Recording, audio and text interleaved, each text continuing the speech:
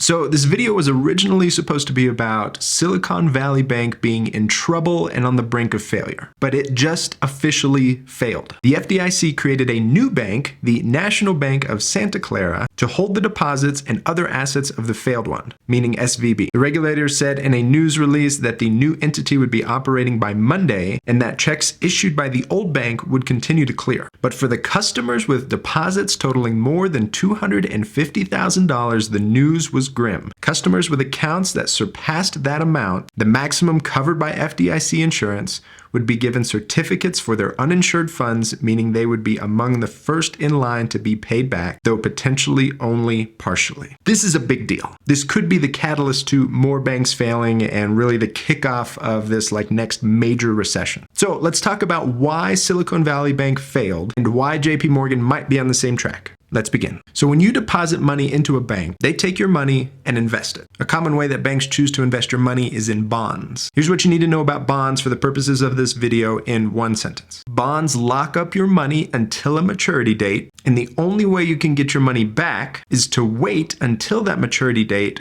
or sell the bond. Silicon Valley has or had $91 billion of their customers' money in bonds, but not just in 6-month bonds. They were in the 10 to 30-year range. Now, normally this isn't really that big of an issue. However, interest rates have continued to rise, and when interest rates go up, it directly devalues any bonds that you have, if you choose to sell it. So if you bought a 10-year bond for $100 at a 2% interest rate, that means you're making a 2% return on your money. If interest rates go up to 4%, no one is going to pay you for your $100 bond that's only making 2%. They'll go get a brand new bond and make double what you're making. So in order for you to sell your 2% bond, you're going to have to drastically decrease the cost so that somebody is willing to buy it. So you're going to take a huge loss. And this is exactly what happened to Silicon Valley Bank. They had $91 billion tied up in bonds. And if they needed access to that money, they would only be able to sell the bonds for $76 billion.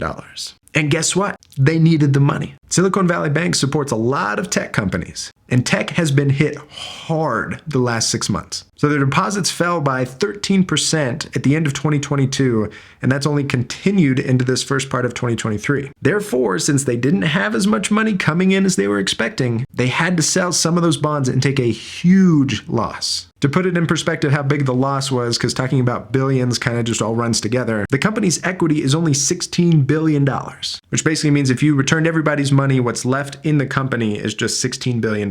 So if they were to sell all of their bonds at this loss that's showing on their books, they would basically collapse. And it turns out that kind of happened. But I'm getting a little ahead of myself. So let's go back before the bank actually failed. So Silicon Valley Bank sells these bonds, and it starts a train wreck. When people lose confidence in their bank, it's bad news. You get a run on the bank, and when that happens, you do not want to be the last person to withdraw your money because you'll lose. And this had already started happening. People couldn't get their money. So the bank's stock plummeted over 60% in a matter of days. And at that point, really the only hope was that they would get a bailout. I was going to say that a lot of people were calling for a bailout because it would have hopefully prevented a domino effect from this happening to other banks. But I guess that didn't happen. So now let's look at JP Morgan's balance sheet. Unrealized losses on investment securities. So that's basically saying the loss that they would take if they sold their bonds would be $13.6 billion. Now, JP Morgan is much bigger than SVB, but that loss is still significant. Even more than that, look at their comprehensive income.